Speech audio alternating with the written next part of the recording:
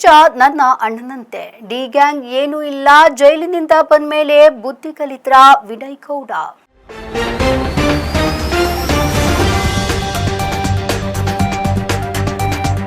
Reels ಹುಚ್ಚಿಗೆ ಬಿದ್ದು ಮಚ್ಚನ್ನ ಹಿಡಿದು ಜೈಲು ಸೇರಿದ್ದ ಬಿಗ್ ಬಾಸ್ ಖ್ಯಾತಿಯ ವಿನಯ್ ಗೌಡ ಮತ್ತು ರಜತ್ ಜಾಮೀನಿನ ಮೇಲೆ ಹೊರಬಂದಿದ್ದಾರೆ.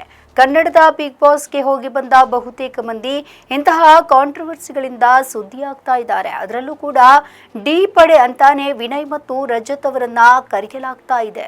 ಜೈಲಿನಿಂದ ಹೊರಬರುವ ವೇಳೆ ರಜತ್ ವಿನಯ್ ಸೇಬು ತಿನ್ನುತ್ತಾ ಬಂದಿದ್ದನ್ನ ಗಮನಿಸಿದ ಹಲವರು ಡಿ ಗ್ಯಾಂಗ್ ಅಂತ ಕರೆದಿದ್ರು. ಪರಪ್ಪನ ಅಗ್ರಹಾರದಿಂದ ಹೊರಬರ್ತಾ ಇದ್ದಂತೆ ವಿಡಿಯೋ ಮಾಡಿ ವಿನಯ್ ಕ್ಷಮೆಯಾಚಿಸಿದ್ದಾರೆ. ಇತ್ತೀಚೆಗೆ ಖಾಸಗಿ ಸಂದರ್ಶನವೊಂದರಲ್ಲಿ ತಮಗೆ ಸಿಕ್ಕಿರುವ ಡಿ ಗ್ಯಾಂಗ್ ಪಟ್ಟಕ್ಕೂ ವಿನಯ್ ಗೌಡ ಕ್ಲಾರಿಟಿ ಕೊಟ್ಟಿದ್ದಾರೆ. ಸಂದರ್ಶನವೊಂದರಲ್ಲಿ ಮಾತನಾಡಿದಂತಹ ವಿನಯ್ ಗೌಡ, ಇಲ್ಲಿ ಡಿ ಗ್ಯಾಂಗ್ ವಿಷಯನೇ ಬರೋದಿಲ್ಲ. ಇದು ನನ್ನ ವೃತ್ತಿ. ಬೆಳಿಗ್ಗೆ ಎದ್ರೆ ನಾನು ಕೆಲಸಕ್ಕೆ ಹೋಗ್ತೀನಿ. ನಾನು ಗ್ಯಾಂಗ್ ಕೆಲಸಕ್ಕೆ ನಾನು ಹೋಗೋದಿಲ್ಲ. ನಾನು ನನ್ನ ಕುಟುಂಬಕ್ಕಾಗಿ ದುಡಿತಾ ಇದ್ದೀನಿ, ಗ್ಯಾಂಗ್ಗೋಸ್ಕರ ಅಲ್ಲ. ನನ್ನ ಹೆಂಡತಿ ಮತ್ತು ಮಗನಿಗೋಸ್ಕರ. ಅದು ಗ್ಯಾಂಗ್ ಅಂತ ಮಾಡೋದು ತಪ್ಪಾಗುತ್ತೆ.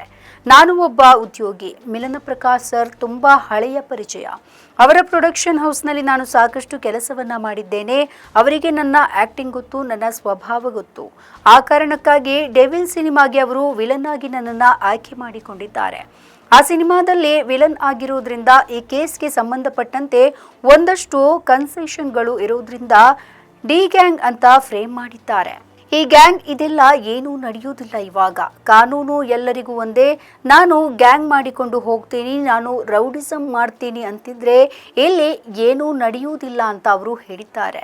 ವಿನಯ್ ಗೌಡ ದರ್ಶನ್ ನಟಿಸ್ತಾ ಇರುವ ಡೆವಿಲ್ ಸಿನಿಮಾದಲ್ಲಿ ಖಳನಾಯಕನಾಗಿ ನಟಿಸ್ತಾ ಇದ್ದಾರೆ. ಕಿಚ್ಚನ ಬಿಲ್ಲರಂಗ ಭಾಷೆದಲ್ಲೂ ಕೂಡ ವಿನಯ್ಗೆ ಅವಕಾಶ ಸಿಕ್ಕಿದೆ. ಬಿಗ್ ಬಾಸ್ 10ರ ಸ್ಪರ್ಧಿಯಾಗಿ ವಿನಯ್ ಗೌಡ ಕಂಟೆಸ್ಟ್ ಮಾಡಿದ್ದರು.